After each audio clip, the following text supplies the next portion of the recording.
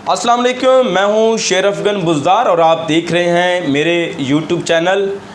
आज आप सब जानते हैं कि गुज़िश्ता दिनों डेरा गाज़ी ख़ान में एक 57 साला बूढ़ी माँ को, जो कि 8 बच्चों की माँ थी, उनको गैरत के नाम पर उनके साबिक बेगैरत शौहर, बेटों और भाइयों ने मिलकर कत्ल किया।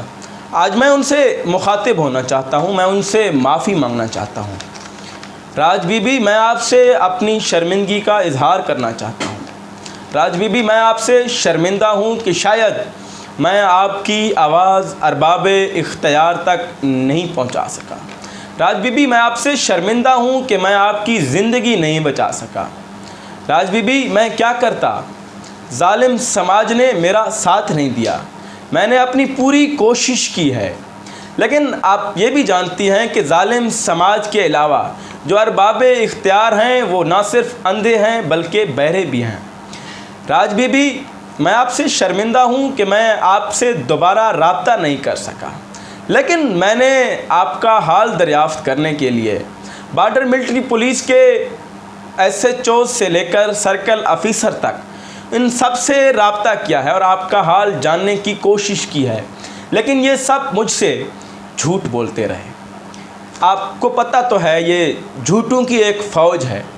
राज बीबी, मैं आपसे शर्मिंदा हूँ कि मैं भी आपकी तरह बॉर्डर मिलिट्री पुलिस के एहलकारों को, SHOs को, सर्कल ऑफिसर्स को, कमांडेंट को आपका मुहाफ़िज़ समझ बैठा, लेकिन जिस तरह आपने जालिम समाज के सामने हिम्मत नहीं आ रही, आपने डटकर जिस तरह इनका मुकाबला किया, मेरा भी आपसे वादा है कि मैं आपकी ज़िंदगी तो नहीं बचा सका, लेकिन अपने खून के आखिरी कतरे तक आपको इंसाफ दिलाने के लिए जो अपना जिद्दोजहद है वो जारी रखूँगा।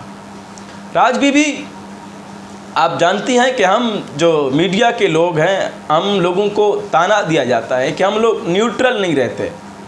मैं कैसे आपके मामले में न्यूट्रल रहता, क्योंकि आप 8 बच्चों की माँ थी, एक बूढ़ी माँ थी, मेरी माँ की जगह थी। मैं आपको आपके उन बेगैरत बेटों की तरह जो इंसानी सौदागर हैं उनके हाथों फ़रोख्त होता नहीं देखना चाहता था। राज बीबी, आप भी ये जानती थीं। मैं आपको सलाम पेश करता हूँ कि आपने अपनी इज़्ज़त की खातिर, अपनी इज़्ज़त को बचाने की खातिर फ़रोख्त होने की बजाय आपने मौत को तरजीह दी है। राज बीबी, शायद आप जानती थीं कि ये जो इंसानी सौदागर हैं ये आपको अपनाने के लिए नहीं, ये ख़वातीन को सिर्फ़ फहाशी के अड्डों पर चलाने के लिए ये लोग ख़रीदते हैं। राज बीबी, मैं आपसे शर्मिंदा हूँ और हाथ जोड़कर आपसे माफ़ी मांगता हूँ, और आपसे मेरी गुजारिश भी है कि रोज़े महशर अपने रब की अदालत में मेरी शिकायत मत करना, मेरा गिला मत करना। मैं शायद पहले से बहुत गुनहगार इंसान हूँ, लेकिन हाँ, अपने रब से ये शिकायत ज़रूर करना कि अमेरिका में एक स्याह फाम काफिर के मौत पर जो पूरा अमेरिका है वो सब के सब उनको इंसाफ दिलाने के लिए बाहर निकलते हैं, लेकिन यहाँ की समाज के जो लोग हैं, यहाँ के जो लोग हैं वो ना सिर्फ आपकी कत्ल का दफ़ा कर रहे हैं, बल्कि उनमें से किसी को इतनी हिम्मत उनमें पैदा नहीं हुई कि 8 बच्चों की माँ, एक बूढ़ी खातून जिसके सर के बाल भी सफ़ेद हैं, ना सिर्फ उनके दामन को दागदार किया गया बल्कि उनको मौत के घाट उतार दिया गया।